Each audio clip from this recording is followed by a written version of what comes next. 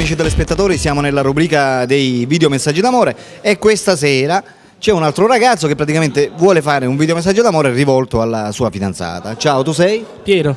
Piero, sei di Mazara del Vallo? Sì. Quanti anni c'hai, Piero? 24. 24. Da quanto tempo è che sei fidanzato? Da un anno e mezzo. Da un anno e mezzo. Come si chiama la tua fidanzata? Jessica. Jessica, è sempre di Mazara? Sì. Quanti anni c'ha Jessica? 18 anni. 18 anni. E tu praticamente vuoi fare questo videomessaggio rivolto alla tua fidanzata perché? Per dimostrare praticamente a tutti che tu sei contento della tua fidanzata, sì?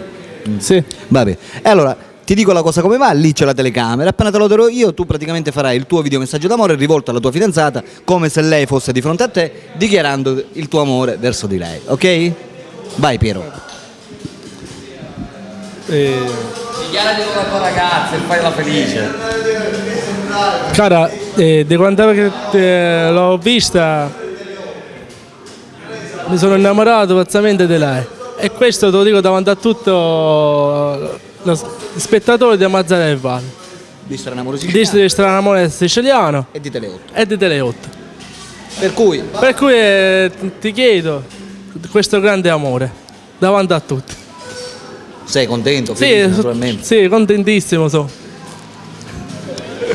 E quindi, E amore mio, quindi amore mio ti amo tantissimo. ma tanto, tanto, tanto. Tanto, tanto, tanto.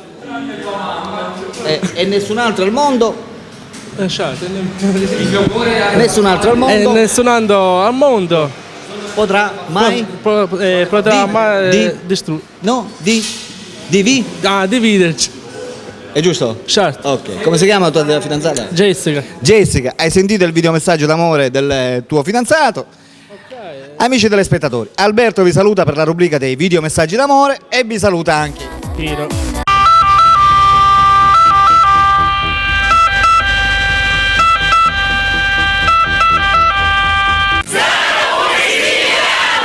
Oh yeah.